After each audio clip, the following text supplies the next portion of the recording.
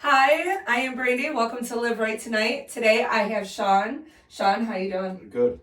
So, Shawn, tell me a little bit about yourself. Well, pretty new to recovery, but I'm 52 years old, alcoholic, heavy alcoholic. Um, Prior heavy drug user, um, and started kind of young, especially with alcohol. I came from a small town, Romeo. Um, Everything seemed to be centered around alcohol growing up. So never thought much about it. Um, just what you did.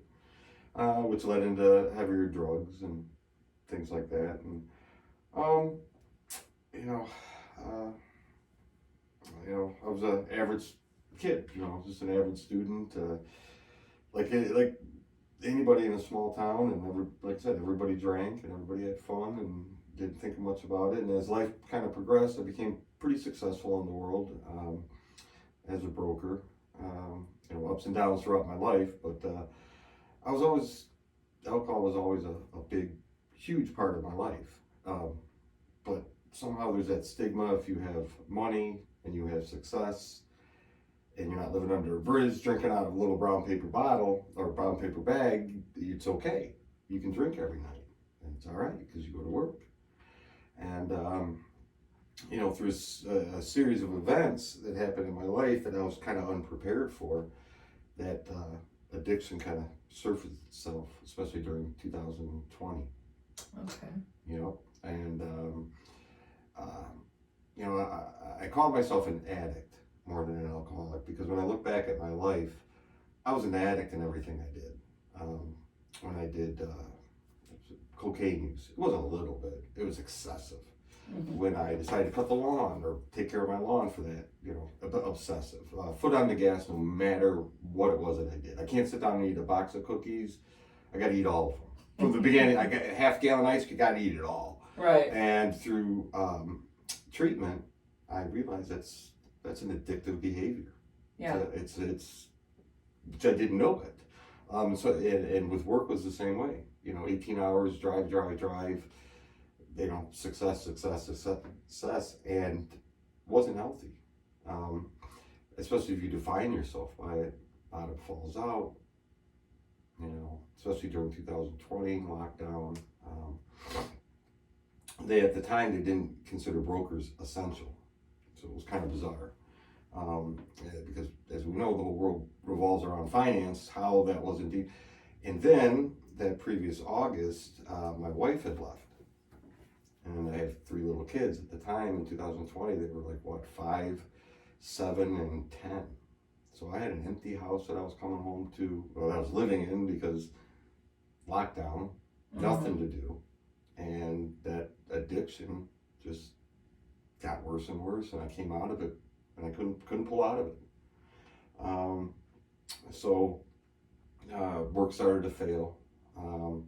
Then the market took a crash as rates went through the roof. Bonds weren't moving like they should. Another layer. A lot of stuff going wrong, and then it just ended up that alcohol just kind of took over.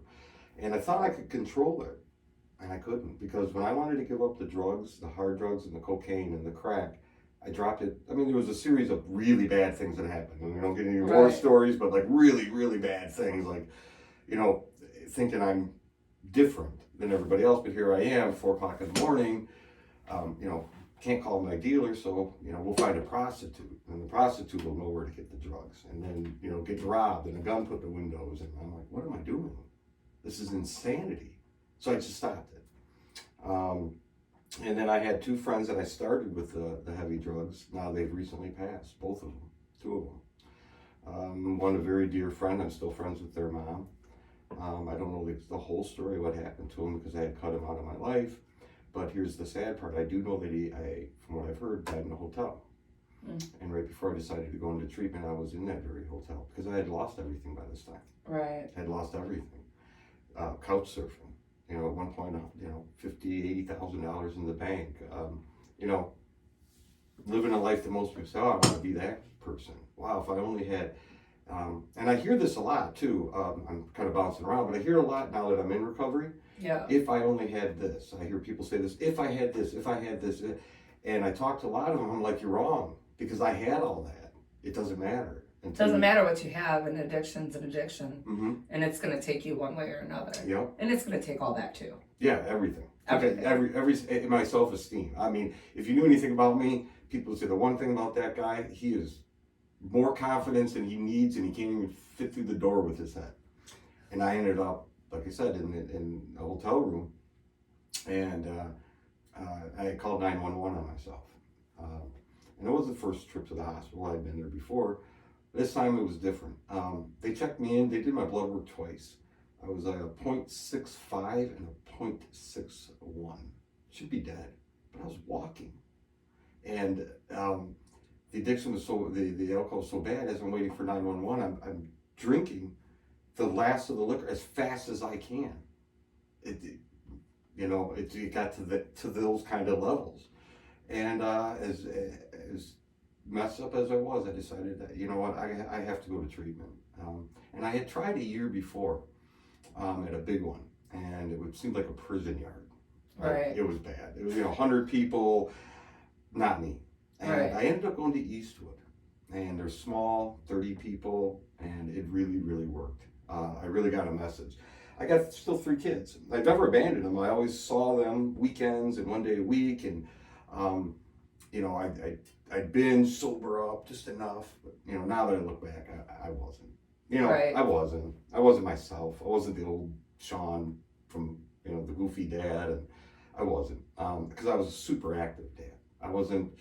I mean, I videos of being, I was the goofy dad in the neighborhood. I was the active dad. I was this, and then I started looking back, and I'm looking through pictures, and I'm like, God, that was 2 years ago.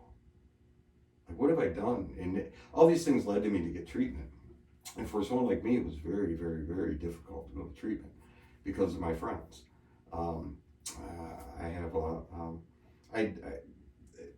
My friends are real rough. We're a rough and tumbly group, and it's always a sign of weakness. What do you mean you're in? What do you mean treatment? As a matter of fact, some don't even know right now. When I went into treatment, I didn't even call nobody, not even my family, nobody. Matter of fact, my mom, when I called her, she thought I was lying. I had one of the techs talk to him and say, no, he's here in the treatment center. And like I said, I think there's a lot of stigma that goes around. And one of the things I'm going to try to get out is that stigma of we're not all living under the bridge. But I would have ended up there. Right. I would have. There's not even a doubt in my mind. I mean, you can only couch surf so long. And the thing is, I was making money. I was back to making money again. I gave up on the broker and I fell back on my trade of flooring. Mm-hmm. And I make good money doing it. But, where does all the money go? And I had this deep fear before I went into treatment that I was going to fall back into the heart of drugs. And I just decided no, and I would have died that night. There's no doubt. They told me if I would have drank a little bit more and fell asleep, they said you're at inhuman levels already. Right. And they said there's no way you would have made it through the night because I wouldn't have stopped drinking. Right. Wouldn't have stopped. Well, it's good that you called the cops on yourself. Yeah, myself. Well, I called 911. Don't put the lights because it's 2 p.m. Oh. I didn't sleep. I'm not the drinker that gets drunk, falls asleep. I Right. get drunk, fall asleep for 3 hours, wake up, fall asleep a little bit more, fall asleep a little bit more, have 20,000 Netflix movies that I've never seen the end of because, I don't know where I left off. I'll just start another one. And it's funny, people say, what do you look forward to in your sobriety? I said, watching these dang movies. And I know I started them, but I couldn't tell you about them, it's a silly thing, but it's weird to look back at that, that I lived that, that I lived that life, and it progressed so slowly, and I look back, I'm like, I was always that way, but because status or social status, or whatever you want to call it, it was okay. No one ever said, Shawn, you're an alcoholic. So, are you in one of our sober living homes right now? Yeah. Okay. I had a plan when I entered treatment. Yeah, and plans of an addict really suck. Really but suck. At least you're doing the right thing, because a lot of people, when they go into treatments, they go back to their normal living.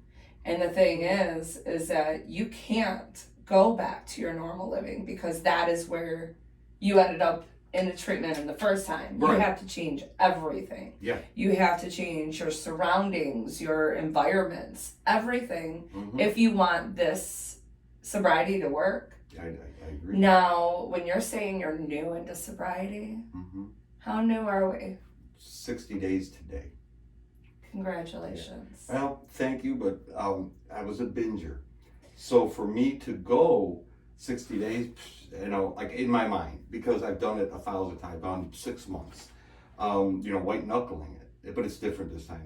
I don't feel white knuckled. I don't feel like I'm just fighting it. Yeah, but you should still be proud of yourself, because you could be in other places right now. Oh yeah, I'd be in a box.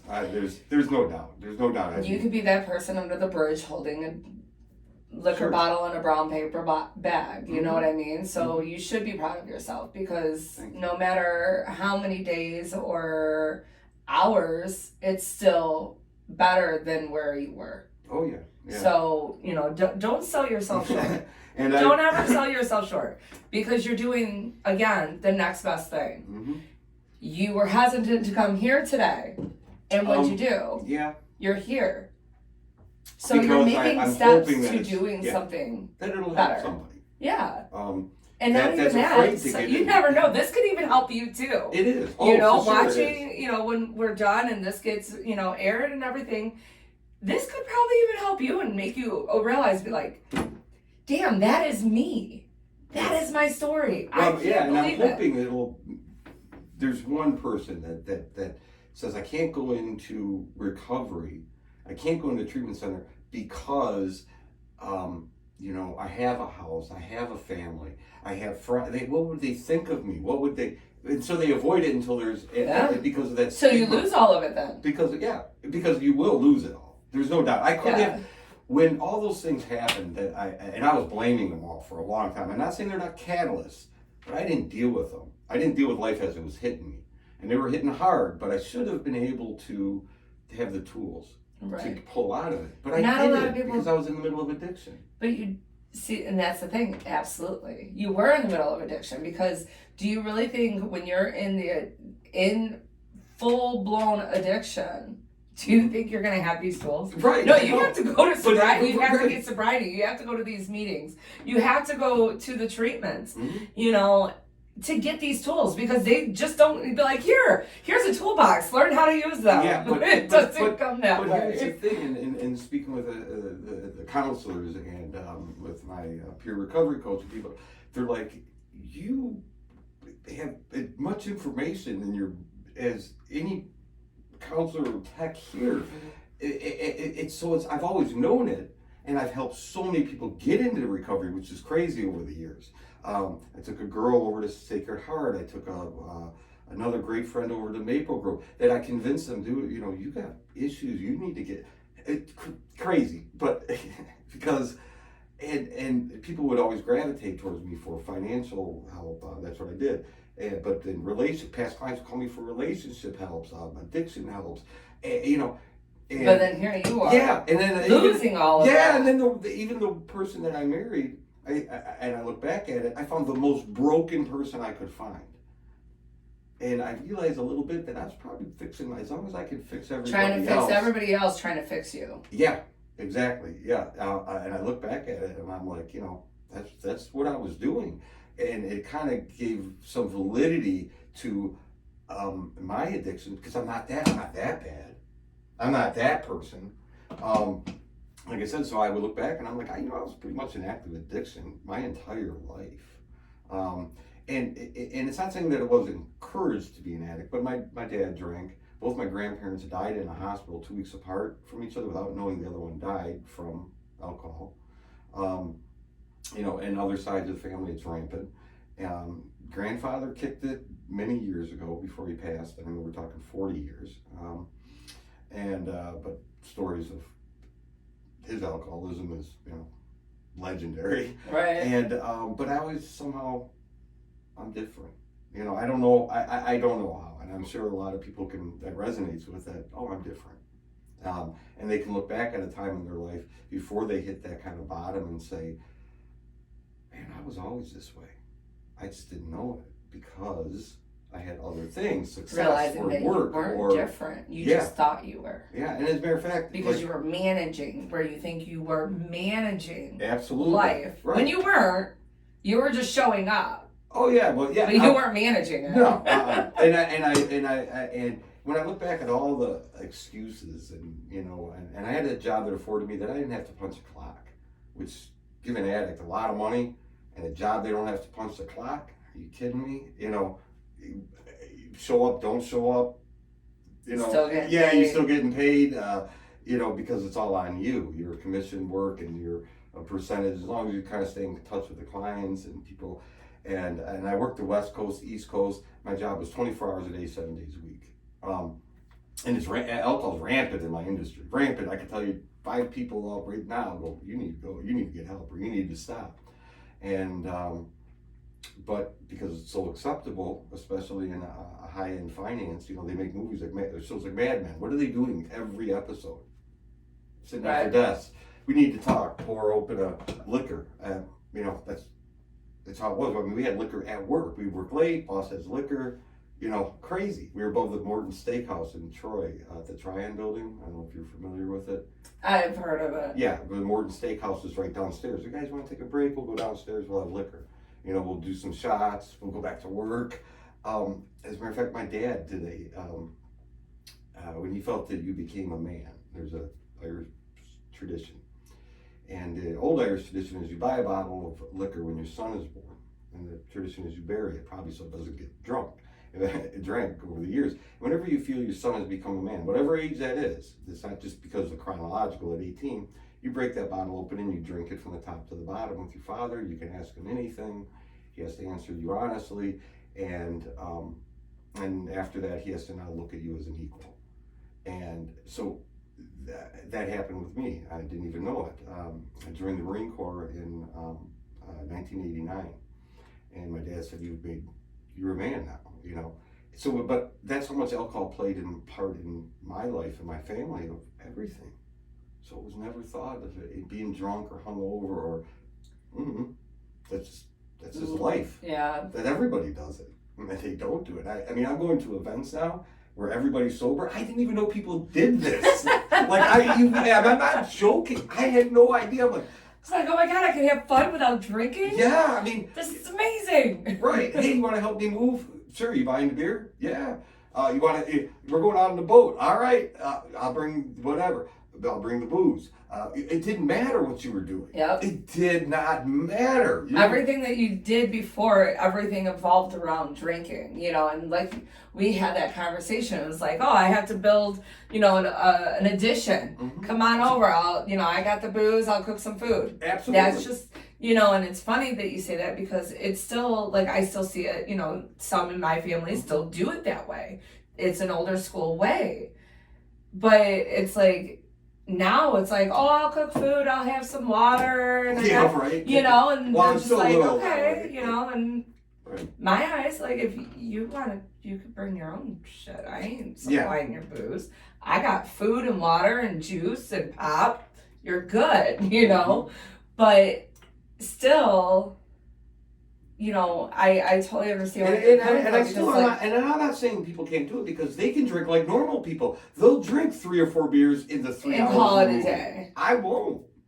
Because it's an addictive personality, yeah. and that's, and that, some people just carry it, and it's not a bad thing. It's just we need to know how to correct it, and that means not use. Yeah.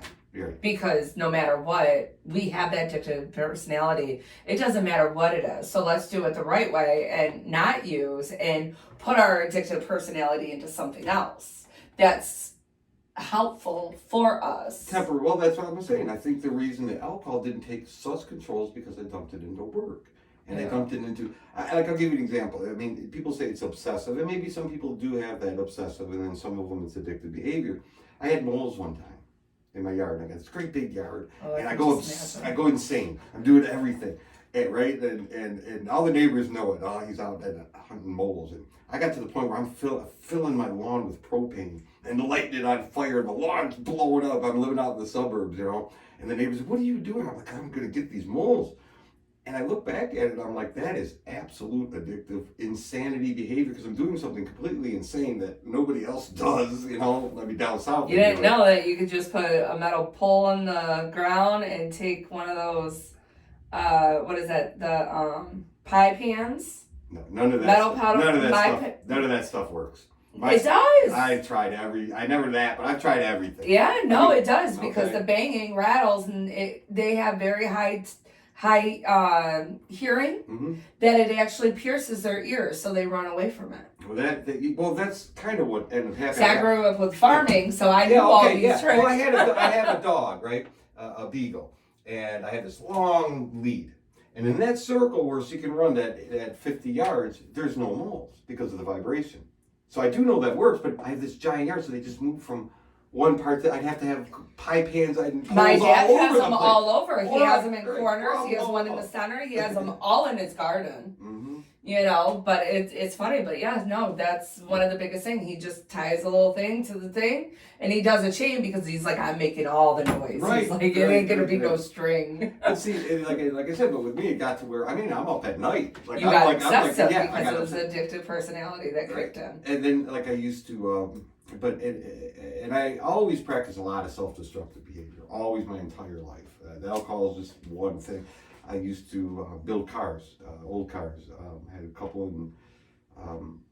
The Woodward Cruise website used mine for 2 years, and it was always faster and faster. I had more speed. I built a motorcycle. I took speed and sports shop because it wasn't fast enough. I had to go, had to get it close to 200 miles an hour.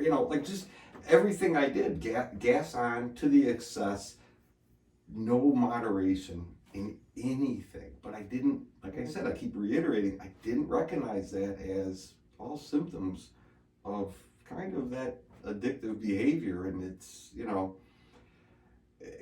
not a good way to live.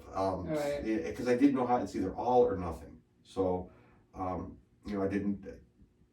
learning this now, and the bizarre part is, like you said, being here, this kind of stuff will be instrumental into my recovery. As a matter of fact, I have no idea why. Well, it must be me, but there's been people just out of used to it. I've only been out 30-something days, 32 days or something, 33 days, 34 days. I've already had people calling from there that I gave them, I've relapsed, I'm drinking. And I don't know if they're going through a list of people and I just happen to be the one that picks up. But they call me, and believe it or not, the more people are going to rely on me, that will actually keep my sobriety, because I don't want to let those people down. Right. I'll let myself down. I let my kids down, but I don't know why that's different.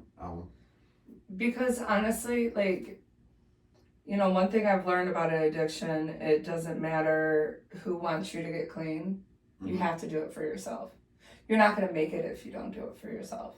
Oh yeah. Because you could be like, I'm going to do it for you, but guess what? You're going to relapse. Then now that person's like, you don't care about me. It's not that you don't care.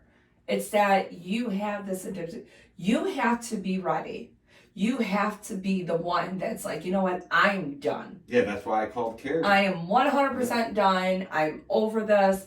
I want my life back. I want my life back for me so I can be a better person than I was. Mm-hmm. You know what I mean? You can't do it for anybody. But I do have to ask you a question. So how do you like doing the sober, fun activities? I do. It's like you can have a bonfire without drinking, huh? Yeah, I know. Yeah. Oh, yeah. Well, I'm going to avoid bonfires for a minute. Yeah. Because I've never been to a bonfire sober. Because I had my last house that I had, we had bonfires. I had bonfires almost every Friday night. Literally, all summer. And I was drinking, whether it was by myself, I drank a lot by myself. But I had neighbors who drank, great neighbors. They'd come over, one's a semi-truck driver. Even though I was in that white-collar financial, I'm an anomaly. I hunt, I drove a big lifted 2500 HD pickup truck while everybody else at work's driving Benzes and BMW. I'm an anomaly. So I lived in this very blue-collar neighborhood. So I fit in real well, and everybody drank. Everybody, all the neighbors, everybody did. So it's one of the reasons I'm not in that area anymore. I can't never go back to that. I can't. Right. I can't. Where I was living at, great guy, love him to death. He drinks, and I thought I could live there and not drink. Didn't work. So yeah, bonfires. They're gonna be off my list for a minute because I've never been to a bonfire. I'm 52. I've never been to a bonfire. The way I look at sober. it, you do what needs to be best for you, but just know when you do this bonfire, you're going to be with a bunch of people that are in sobriety. That you're going to be like, wow, we can do this. Yeah, but if but you knew me, sure I don't care. I'll still be in my own mind. Exactly. And I don't care what goes on. But when that day comes, make sure you have somebody that you know you can trust that will keep you in your head. Absolutely. You know what I mean? Yeah. Like if you feel like that's a trigger, then stay away. Mm-hmm. But at the same time, when you are ready, when you think that you are ready, make sure you have somebody that you can trust. Sponsor to keep you in your head. Hey, yeah, I know. We can do this, Shawn. We're just having, here's a water, here's a cup, whatever. Let's make some s'mores. Let's talk some shit. Yeah. Let's. Oh, I'm good at that. And like I said, I'm just hoping, it's not just all about the alcohol. I'm also trying to curb, and I'm sure a lot of people, bad behaviors. Yeah. Very big. And since I've been out, and recovery coach says, he goes, you've been hit with everything. I went to jail 10 days out of recovery, out of the house. I went to jail for 5 days. Detroit receiving, and then into Macomb County for crap I didn't handle when I was right. So I got out of that, and then I got hit with some other thing, and I was just been bombed. And I'm telling you, had that happened before I went to Eastwood, I would not have had the tools. I would have went I would have got out of jail, walked right. If anybody's been to Macomb County Jail, there's a liquor store right on the corner, right across the street on Groseville. I would have went right there and grabbed a bottle, 100%. I'm lucky enough, like I said, I maintained a license. I have a perfect driving record, no real criminal record. This was over child support stuff. So I'm lucky in some sense that I don't know how I knew never to drink and drive.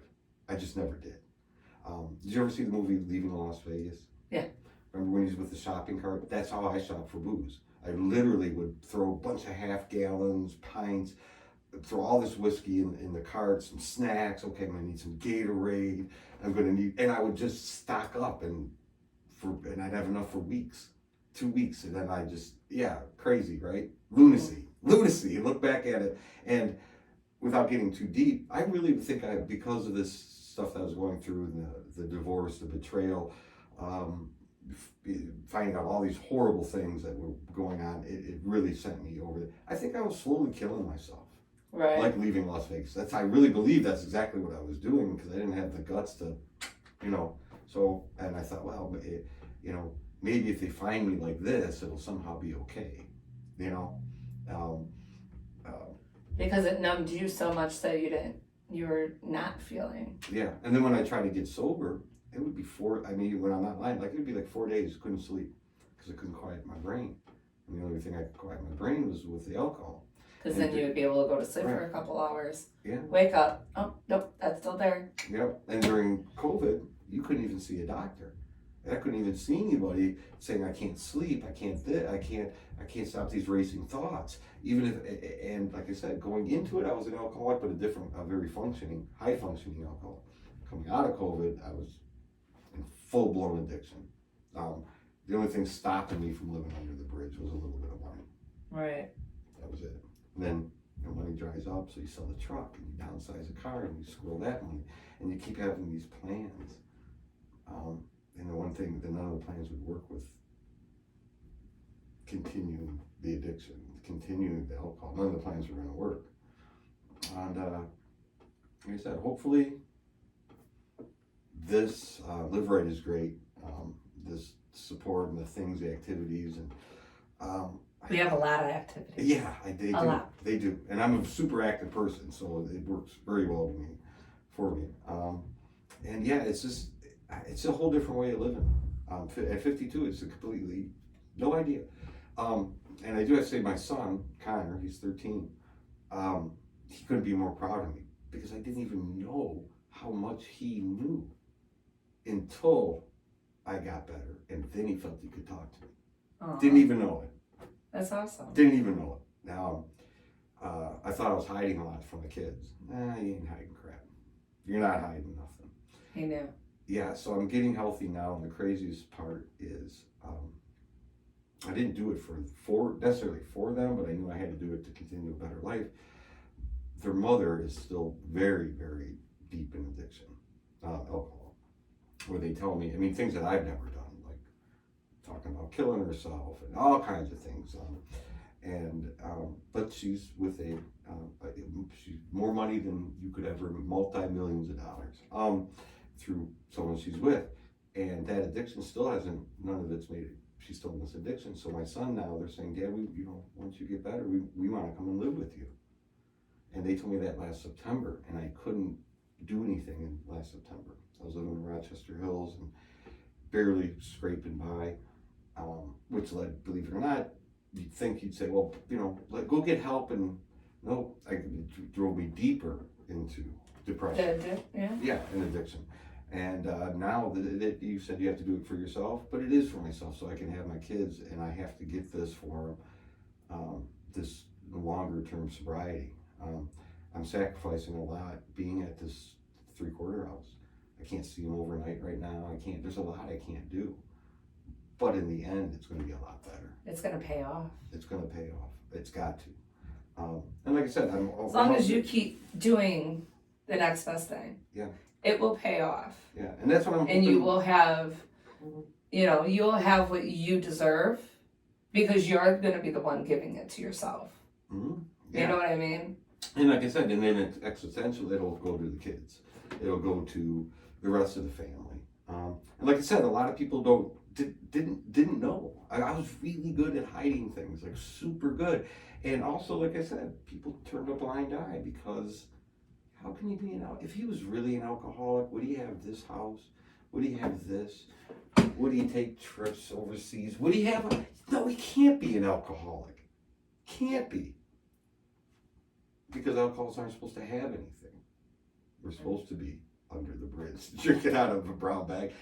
So it was but you will all end up there. Or you end up dead in your big house. You just end up dead one day. Right. And at the end of the day, both situations, you end up alone. Oh yeah. You're alone. For sure. Wow, that's why I said that one of the weirdest things about giving up alcohol, and I'm sure you've heard it before, it's my oldest friend and my worst enemy. It is. It's always been there. Good times, bad times. And there's a couple of funny things that someone pointed out to me, not now, but even before. They said, Shawn, every story you tell, you're a great storyteller, you're hilarious, you embellish it. They said, but every story starts off. So this one day I was all liquored up. And he goes, do you have a story that doesn't start with one night I was all liquored up? And no, I don't. Because those stories suck. What do you want me to tell you?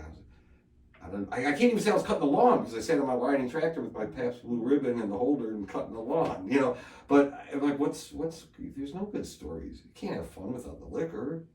So none of my, and that was how I thought. Like, no, don't have really any good stories that didn't involve.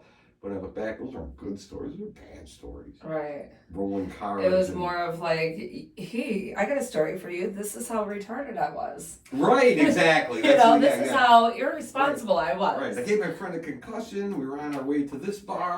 We got in an accident, but it's okay because I had a dealer car. And I'm like, God, this is insane. I look back now and I'm like, they're still funny stories, but these aren't funny. Irresponsible. Oh, beyond irresponsible. But once again, when you have money, your responsibility sometimes is just about buying your way out, paying enough to an attorney. So there was this always lack of, and I always was able to talk my way out of stuff. I mean, I can't tell you how much crap I've gotten into, and just my mouth has gotten me into it and got me out of it. But what's even sad, and I didn't think about it at the time, when I did go to the big treatment center, and the only reason I'm not naming it is because I have negative about it. This guy comes up to me and he says, hey, did you used to date a girl named Katie? And I said, and I dated too. And I said, yeah. And he says, I know you. And I said, no. I said, what Katie? And he says, your last name. And I said, yeah, how do you know me? And we're talking 20-something years earlier. I'm like, how do you recognize me? He says, yeah, you were great. You and Katie, I was Katie's friend. You showed up at a party. He goes, yeah, you ended up passed out on my bathroom floor. And it made me think, my God, how many other people, this is 20 years later, guy recognized me in a treatment center. And that's the story he has about me. Right. How many others are out there? And I have no memory of it. I don't know who this guy is. I don't remember going to his house. I sure don't remember. I have zero memory of any of this. Right. And he's telling this story, and it's got to be true because he named the other character in it, the other person. And I started thinking, not at the time, but in the past 60 days or so, I started remembering this story. I'm like, there's probably a lot of stories out there that people are like, not Shawn's very fondly. yeah, right. Shawn, Shawn did this. Shawn got in a fight here. Shawn did this. Shawn, who knows what? Who knows what I could have done? Right. That because you don't know what you don't know. Well, now you're in a place where you can change those stories. Yeah. You can start new stories that aren't going to start off as when I was wasted. Right. Or I was passed out here. It's going to be like, yeah, do you remember that night we talked about this and we did that and we went here and you remember everything? Yeah, we went to that concert. We did? Yeah, I remember going. I don't remember it. Maybe I'll actually remember it now. Exactly. I'll remember you are going to have stories where you can actually remember the whole entire night without having to worry about, we did that. Yeah, like I said, it goes all the way back. I saw the Beastie Boys in 1988. So I was told. I remember going to the Fox. But I remember couldn't tell you a single thing about the whole entire show. Couldn't tell you. So that's 1988. What was I, 17 years old? Right. And it's sobering to, when you're in addiction, to look back and tell those funny stories because that's how they are. And then you get some sober, and I don't mean clean time. I mean sober thinking. I've had lots of clean time. No sober thinking. Right. And I look back and I'm like, what a shame. I feel like, what a shame. Life isn't up yet. You still have time. I know, but you get what I'm saying. I won't get to see the Beastie Boys again when I'm 17. No. Right, I should have those memories. But you now can start new memories, so don't ever look back and be like, too bad. No, because you still have time. Yeah, and I like who I am. Yeah. So I kind of always, and I used to tell people this all the time. Addiction, not addiction, this happened to me and that. I said, yeah, but do you like yourself? And if you do, then you had to go through all that crap to get exactly where you are today. Right. Because you take any of that out, like the butterfly effect. You take anything out, you can't have the same results. So if you're happy with who you are today, maybe not financially, but inside who you're happy, then you had to go through all that. Right. So you can't regret it. If you turned left, should have turned right. Maybe left was where you were supposed to turn. Right. So all those mistakes I made, I put them in a category. They're not mistakes. They were kind of meant to be. Something that you had to go through in order to come here. Yeah, and who knows what it could be. If it helped one person or something, okay, then that's why you went through it. Right. Or maybe, like I said, alcohol runs rampant in our family. Maybe this will stop it. Maybe my kids won't, and I debated on letting my 13-year-old see this. And I talked to Jason. He said, that's kind of on you, but I think I'm going to, because I'm not ashamed of it. I just don't want him shocked. I don't want him to go, what? Dad did drugs and did this, and So, from how you explain it, I don't think he is blind from. Oh no! This was all all that heavy drug use and the crazy. Right, but I'm just saying, like crazy stuff was before he was born. The person that you were, I don't think he's blind from that. Like if he already came and approached you and be like, Dad, I already know. Oh yeah, Dad, I'm so proud of you. And then not even that, for him being proud of you, he obviously sees the huge transformation that you are making Hopefully. within the 60 days. And like I he said, it, yeah. don't sell yourself short. I know. Don't, because that's a lot. And especially when you are saying to me that this is a totally different feeling because you're actually in, like, you're into yourself, like you're souling into this. Yeah. You're not just here for the clean time. You're in for the haul. Oh yeah, yesterday, and it's so weird. We were talking about where I'm at in the 3/4 house, and the neighbor. I almost caught myself and falling right back into some bad behavior. So somebody ran over the corner of the property, and this guy put rocks up, but it's right on the house's property. So if you even mess up a little bit, you're going to run over this rock. So the house manager moved them, and it was pouring rain yesterday. So this guy pulls off the neighbor, and who's the bad driver? You know, I don't know why. I walk out, I am. I didn't hit the rocks. I didn't run it over. I said, I am. The guy was being a jerk. We started getting into an argument. And I fell back on this of like, okay, if I got to do something to this guy, I'm going to do it without even thinking like this is the craziest thought. And he knows that's a 3/4 house. And he starts saying, he said something negative. I said, you don't know me. I said, why do you think I'm here? He goes, oh, what did you get in? You got in DUIs or you went to jail? And I said, no, you don't know me at all. I said, but the assumption was that I'm only in a 3/4 house because I was ordered or I got to live there. And it really made me really upset. So that really got me going. And we ended up having this moments where it was very, very close to getting physical, but it ended in good peace. We shook hands, we talked. Turns out he does flooring and all this other good stuff. And it was, but later I look back and I went, two things happened. One, the world still thinks if you're in the 3/4 house, it's got to be because you're a junkie, a hardcore junkie, court ordered, no license, deadbeat living. Once you went there because, that's what he said, because you have nowhere else to go. And you have no idea. You don't know me. You don't know me at all. And like I said, I keep going back to this because I'm hoping that if through other things that I'm getting involved in, that I want to change that stigma. Huge, because I had it.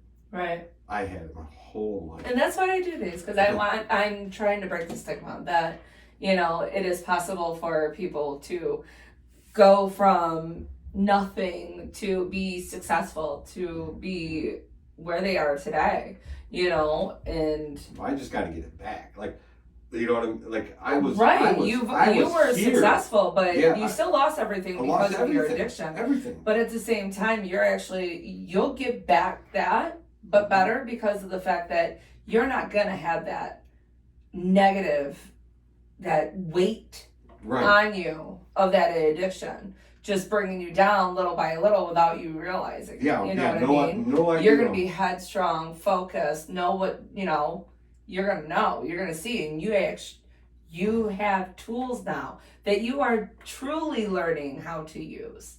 Don't get me Not wrong. just saying, hey, I can throw them in the back seat and use them later. No, you're using them. Yeah, I hope I am. But like I said, it's very scary.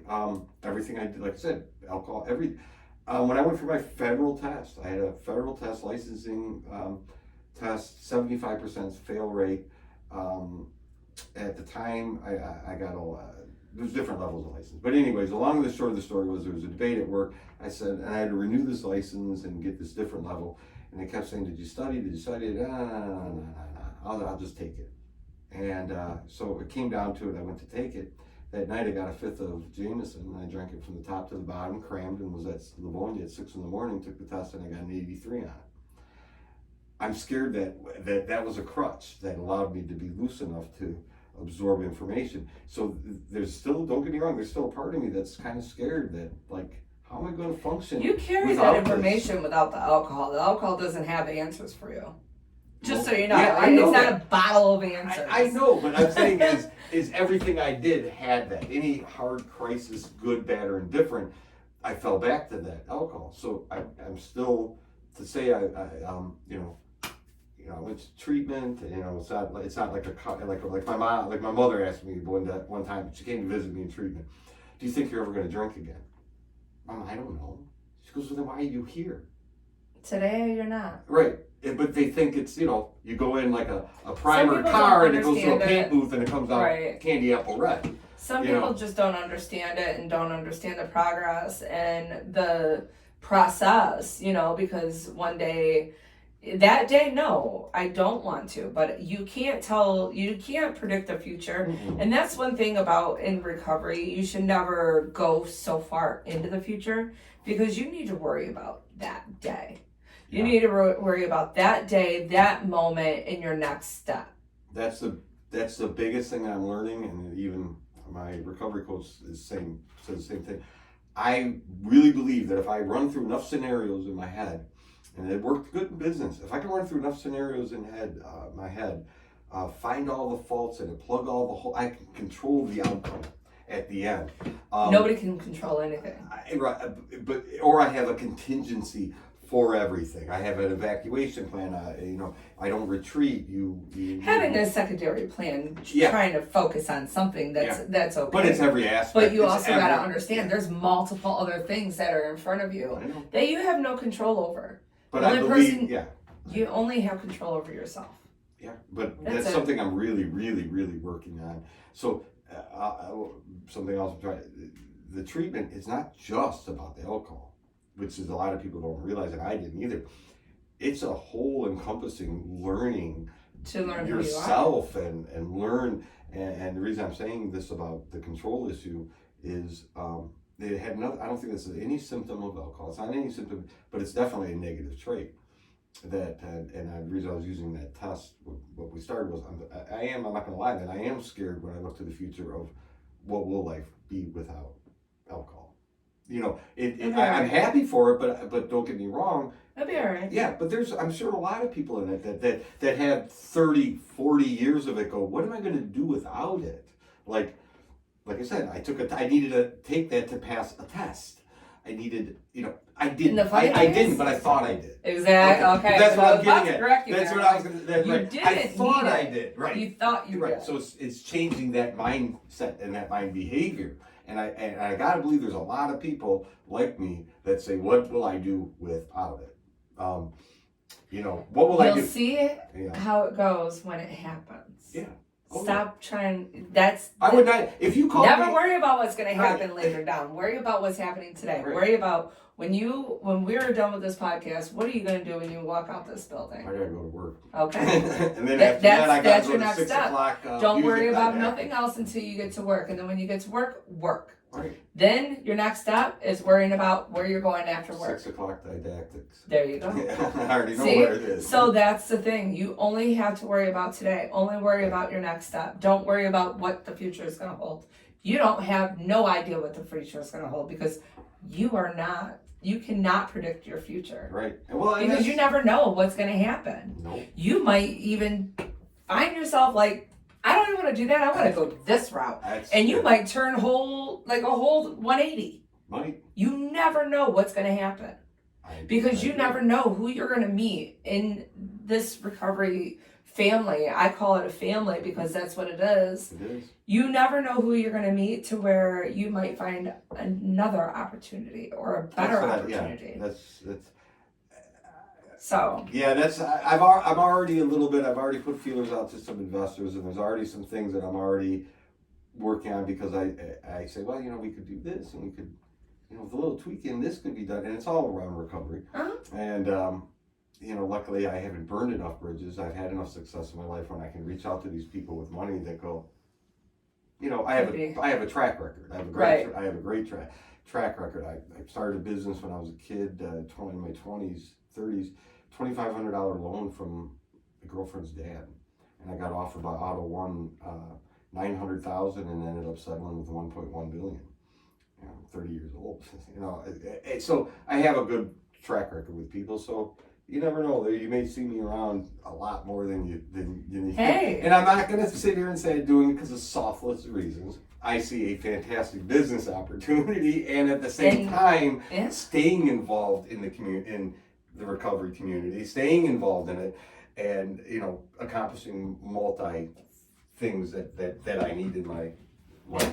Because there's no way for me that I could say I'll put another 60 days and then I'll move out of there and go. It's not that, and then have all this disappear. Like I Because said, it'll never happen. You'll see me forever. worry about today. Huh? Because that's all you got today. Yeah. Oh, Nobody's yeah. promised tomorrow. Well, that's Like, true. the world can end tomorrow. That's why I always tell myself, I need to worry about today. I ain't worried about tomorrow. Do I have plans for tomorrow? Yes, I do. But I'm just going to worry about So you have today. nothing in your bank account, right? Huh? You have nothing in your bank account, right? It ain't going to matter if the world's gone tomorrow. Right, exactly. So I just burn So it. I spend it all. At the end of the day, Nope, I got zero. I'm gonna make sure it's still there because if I had to wake up tomorrow and I gotta go to work, I gotta make sure I got gas in my I tank. know, you know what I'm saying. Absolutely. Burn it all. But all or it might not be tomorrow. And you know what? It's funny you say that. For my entire life, I've always said a joke, and I used to use this in the financial world when people tell me their plans. And I would say I know better, and that's why you're talking to me. And I'd say, well, how do you make God laugh?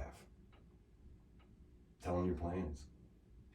Yep. Right. You really 100%. think right? You really think you're controlling all of this? Yep. Okay, that's good. You go ahead and keep thinking that. So that used to be my joke. So I do understand it. I do. But yeah, I gotta get to work. And I want to say thank you for coming in. I appreciate you coming, talking with us, telling us your story. And I hope to see you in a year and get another story out of you and see how you're going. Yeah. Hey, I'm here Monday to Friday, honey. Yeah. And pretty much all the events as well. So and I whoever watches this, if anybody does watch it, that like I said, they may have a little bit of a problem, like I had with some of the other people that I encountered that were in different situations in life, and if they do find me similarities, reach out to Live Rite and they'll give me a call, and if you want to talk, we'll talk. That's awesome. So to everybody else, I want to say thank you for tuning in with us, and I hope you guys all have a blessed day.